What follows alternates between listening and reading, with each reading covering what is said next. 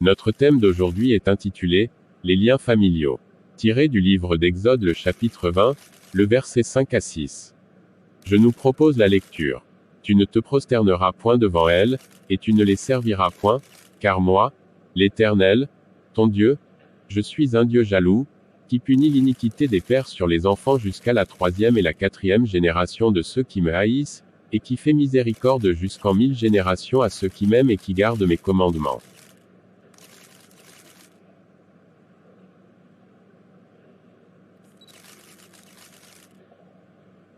Parfois nous voyons nos jeunes vivre une vie de désordre telle que l'alcoolisme, l'immoralité ou la vie de débauche et d'autres styles de vie pareils, et nous les accusons directement en disant qu'ils ont choisi un mauvais chemin sans comprendre le pourquoi ils mènent cette vie.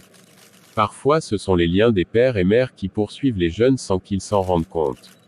Alors ne nous livrons pas au jugement sans connaître les causes du style de vie d'autrui.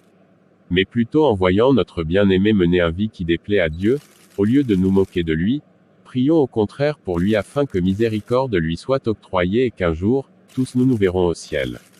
Et cela sera un sujet de gloire pour toute âme dans la félicité du Père.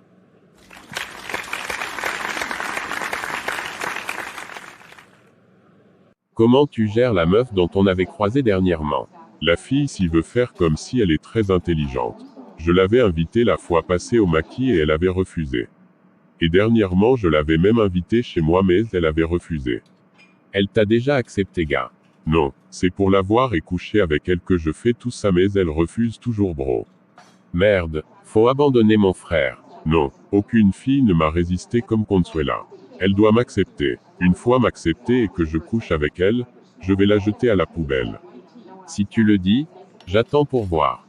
Comment a été ta journée? Elle est bien passée mais seulement que j'ai croisé 2 hommes dernièrement qui me harcèlent jusqu'à là mais je ne tiens pas compte d'eux.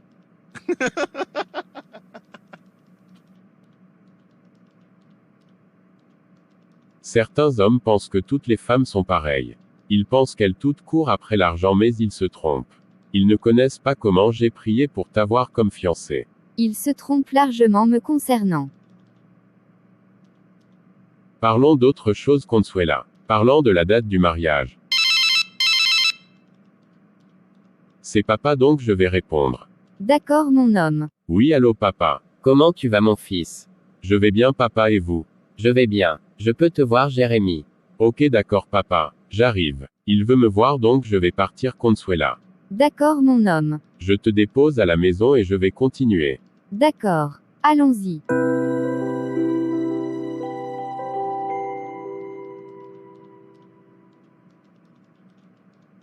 Nous sommes arrivés chérie. On se verra prochainement. Bye. Merci mon homme. Au revoir chérie.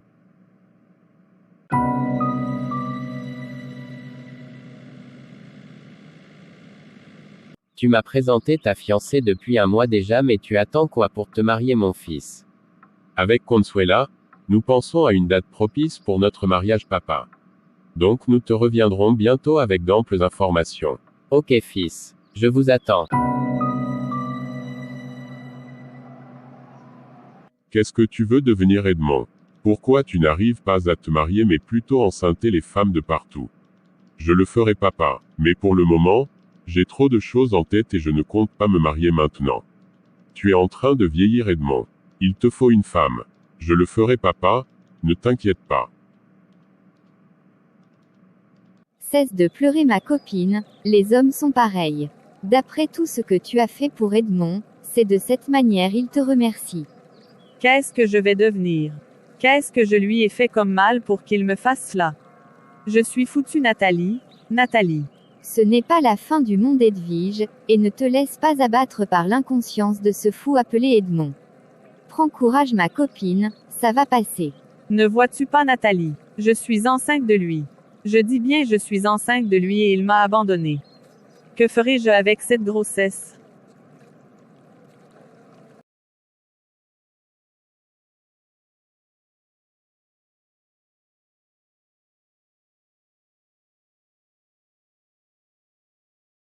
Dernièrement, on observe beaucoup de faits que le monde ignore. Les comportements des parents sont observés sur les fils et filles.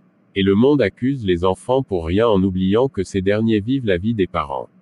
Les liens familiaux jouent énormément sur la jeunesse mais que le monde ne comprend pas et il blâme cette jeunesse. Mais nous allons prier pour cela afin que Dieu ouvre les yeux du cœur de la jeunesse afin qu'elle prenne conscience de la situation.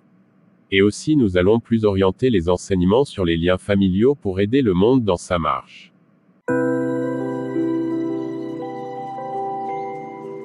Jésus m'a sauvé, il m'a délivré, de cette vie sans valeur, je suis racheté.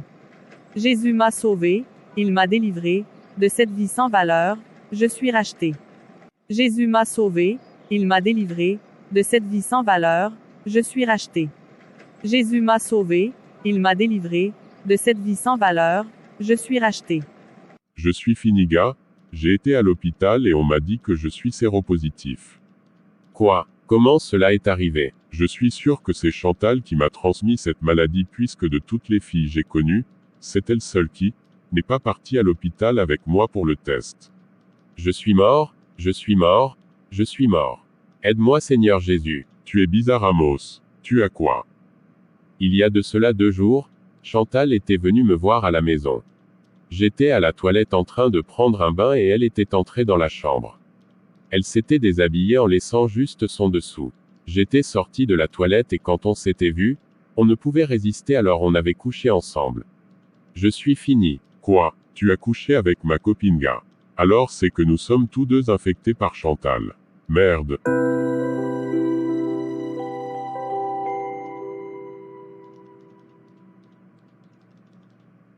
Monsieur Edmond, vous pouvez entrer. D'accord madame la docteure. Monsieur Edmond, vous êtes séropositif, je pense que vous êtes infecté.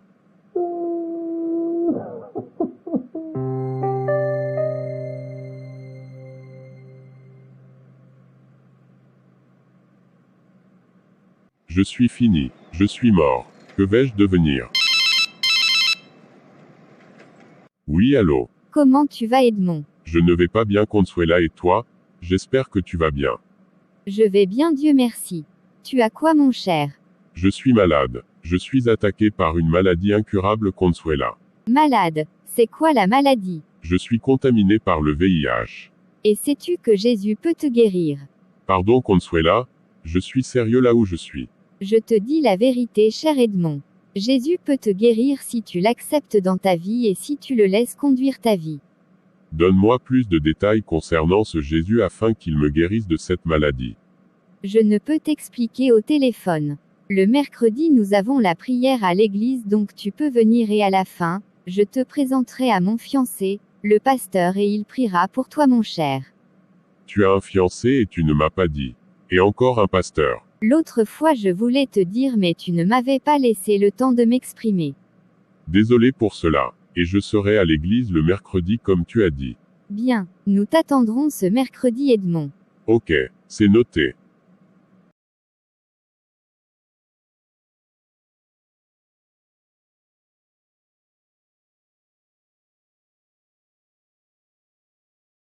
Gars, ça fait 3 mois et c'est aujourd'hui que je te vois. Tu étais parti où? Je suis allé nulle part mon frère. Je suis dans la ville. Et tu m'as abandonné frangin. Je ne t'ai pas abandonné mais plutôt je suis devenu une nouvelle créature mon frère. Nouvelle créature. Mais comment? J'ai laissé Jésus-Christ de Nazareth entrer dans ma vie et il a tout changé en moi. Mes mauvais comportements tels que la vie de débauche, l'immoralité et l'impudicité, l'alcoolisme, le tabagisme, et toute autre chose similaire que je faisais.